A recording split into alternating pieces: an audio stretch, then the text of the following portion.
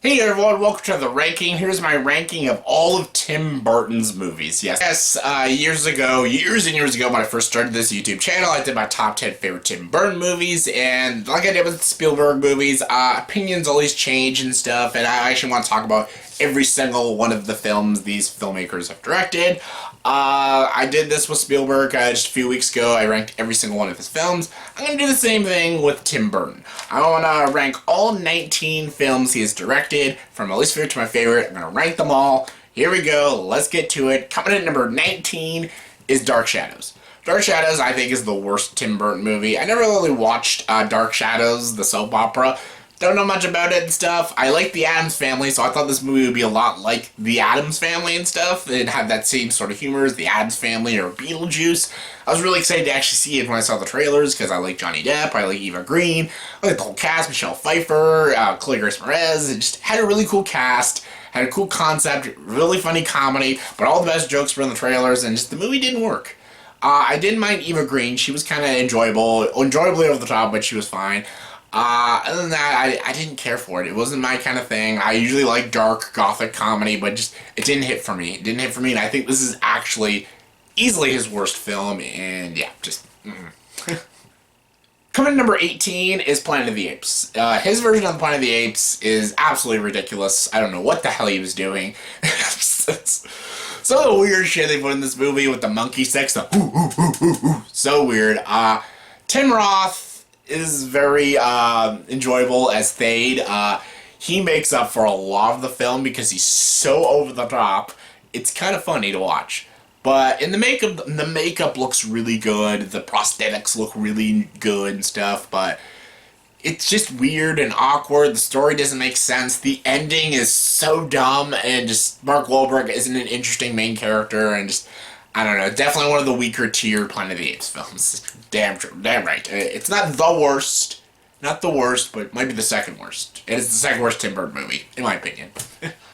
Coming in number 17 is Dumbo. Dumbo, I saw months ago. Didn't like it.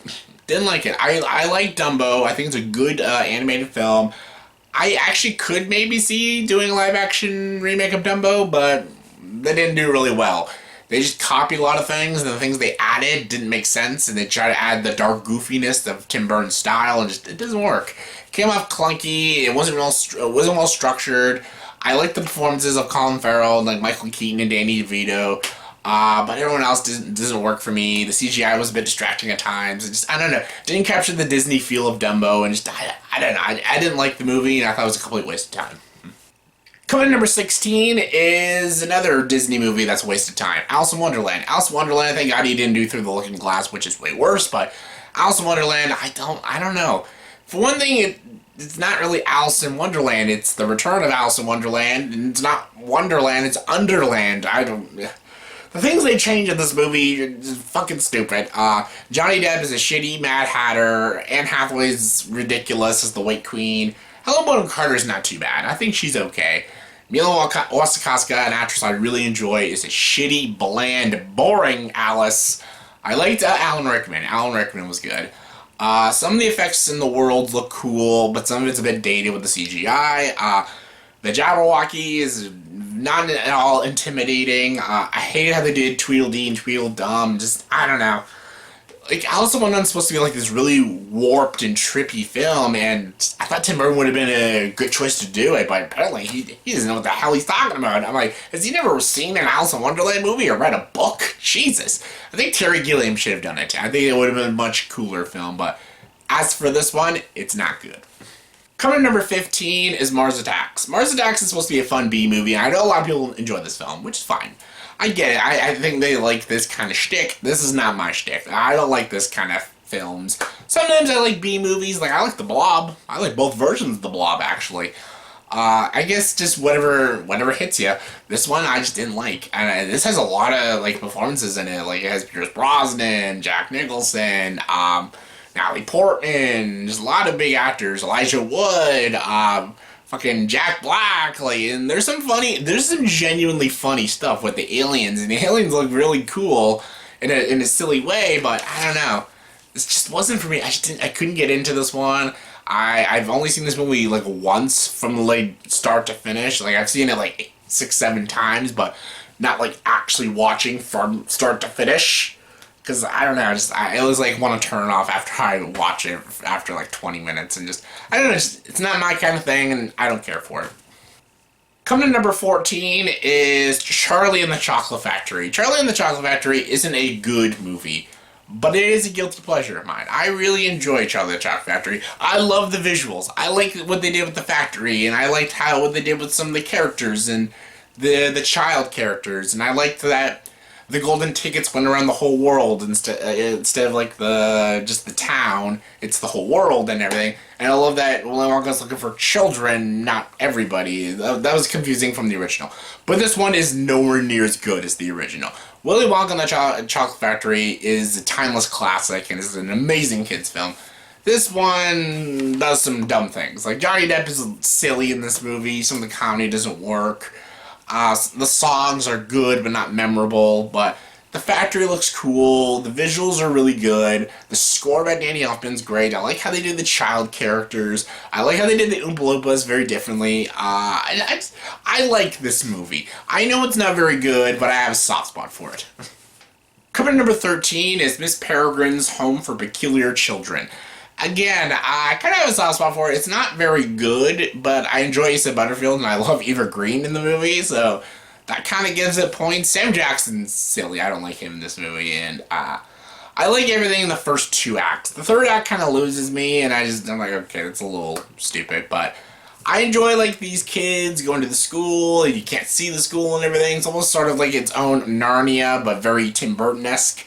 Narnia / Harry Potter, and it's cool. I like Eva Green a lot. She carries the entire film for me, and I enjoy some of the wonder and the magic in the film, and I think it's enjoyable enough for a good one-time watch.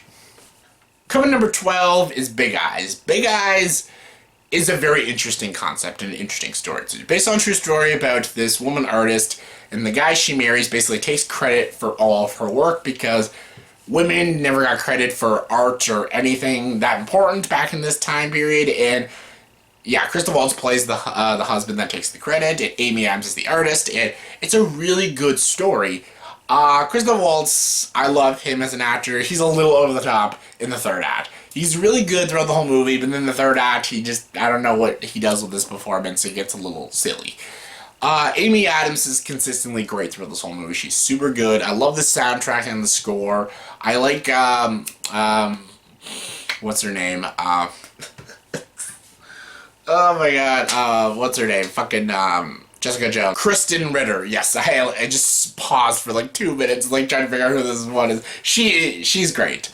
And I like the whole idea of it. I think it's a very good movie. I think some things could have been tackled a little better, and some of it came off a bit sloppy at times. I think Christoph Waltz's performance wasn't consistent, but I still think the movie is still good. Coming number 11 is Frankenweenie, a very underrated, very enjoyable stop-motion animated film. Basically, it's the Frankenstein story, but Frankenstein's a child, and he does the experiment on his dog, and then they all think his dog is like some sort of demon, and they want to destroy his dog, and yeah, really good, gothic movie, good animation, good voice cast, very funny, very enjoyable, and that's all I gotta say. It's a good film.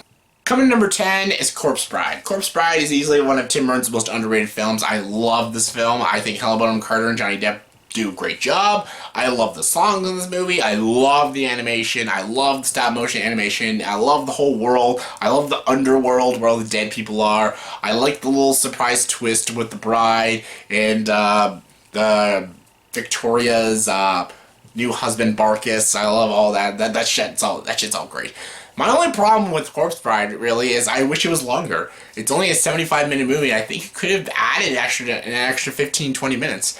I could have actually used a little more of Emily's story, and more Victor's story, and more Victoria's story and stuff. I actually could have used a little bit more. I think it's a really great movie, and I think it would have benefited more if it had more screen time with more of these characters. So, yeah, it's a good movie, though. Coming in number 9 is Peewees Big Adventure. Peewees Big Adventure, I never was a Pee-wee's Playhouse sort of fan. Just wasn't never my thing. When I was a kid, I didn't watch that kind of stuff, but I never watched this movie until like later on in my life, and I do enjoy it. I think Paul Rubens is super good. I think it's super weird, and I think it's very funny. I love the weird, insane things Pee-wee goes on to get his bicycle back, and Large Marge, when he goes to see her, that's a really weird and messed up scene, and just, yeah, this movie's just a really good, fun, comedic adventure film, and yeah, I love it. Coming to number 8 is Sleepy Hollow. Sleepy Hollow is a really great story, a story I've always really enjoyed. I remember first watching this when it first came out. I rented it from Blockbuster, and I loved it. I loved it. And then I watched the Disney movie, The Adventures of Ichabod and Mr. Toad, and that was such a cool movie. I love the whole concept of like the Headless Horseman and this entire town and stuff. I really wanted to like the Sleepy Hollow show, but I couldn't really get into it after a few episodes. But this movie's super cool. I love the campiness. I love the gothic feel. I love Johnny Depp as this like bumbling Ichabod Crane. I like Miranda Richardson and Christina Ricci. I love Christopher Lee's very small role. I love Christopher Walken as the Headless Horseman. Ah! It's so great, and I think this entire film just really works. It's silly, over-the-top violence. I love it. It's homage to like Hammer horror films. Just everything about this movie, just I love it. I love it. Coming number 7 is Batman Returns. Batman Returns is easily one of the most underrated Batman films. One of the most underrated superhero films. And most overlooked Christmas movie, because it is a Christmas movie. I really love this film. I think it's a great film. I think Michael Keaton's a great Batman. I love Danny DeVito as the Penguin. Michelle Pfeiffer is dropped dead gorgeous as Catwoman and Selena Kyle. Like, I am Catwoman, hear me roar. So good. Just that pussy I've been looking for. Teach her my flipper trick. I love it. Danny Elfman's score is fantastic. The ending is so great and haunting. Just everything about this. I love Batman Returns. Just such a great Batman movie. Coming at number 6 is Sweeney Todd, the Demon Barber of Fleet Street. You sir, too sir, how about a shave? So great. Johnny Depp, amazing. So good. He deserved the Oscar nomination. Probably deserved to win. He's fantastic in this movie.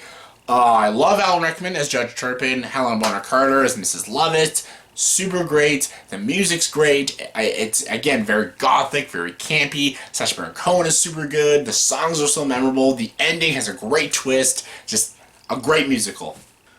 Coming number 5 is Big Fish. Big Fish is a film I shouldn't...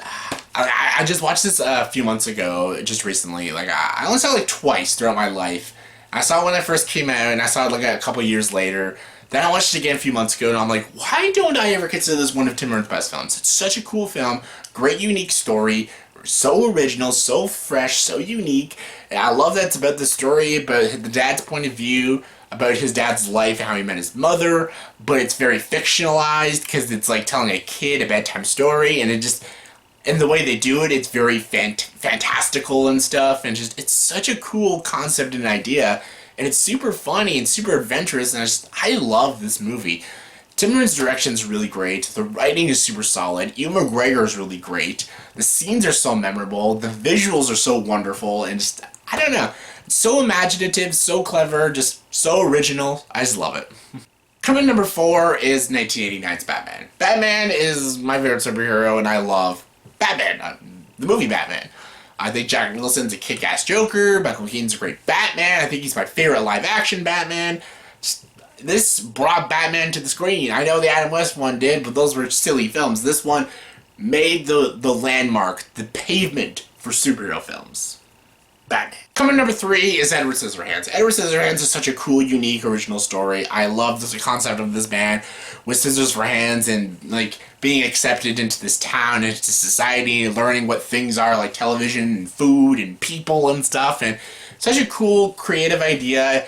Johnny Depp's amazing. The makeup and the costumes and the prosthetics are fantastic. One of the writers great. It's a beautiful romance story. It's got some good comedy, good drama, a terrific climax, beautiful atmosphere, a wonderful score. Just, I love how unique and awesome Edward Scissorhands is, and I adore it. Coming number 2 is Beetlejuice. Beetlejuice. One of Michael Keaton's best performances. I love this movie. I love how funny it is. I love how dark it is. I love how strange and out there it is. I don't want a sequel to it because this is just a one-of-a-kind film.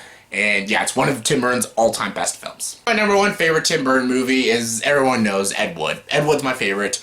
It's one of my top 30 favorite films of all time. It's a great movie about filmmaking. It's about the worst filmmaker of all time, Edward D. Wood Jr., played amazingly by Johnny Depp, and his relationship with Bela Lugosi, played amazingly by Martin Landau, and just, it's got Bill Murray in it, Bill fucking Murray, and it's such a great film. It's all in black and white, feels like a 1950s film, because that's where it takes place, and it's just such a cool concept, cool idea. This is the 90s version of The Disaster Artist. I think a lot of the Disaster Artist got its like ideas from this and stuff, and I love it. Everything about Ed Wood, I love. This is a great how to not make a movie sort of film. It's so great. Super funny, super campy, super great. My favorite Tim Burton film. So that's my top 10, oh, not my top 10, my ranking.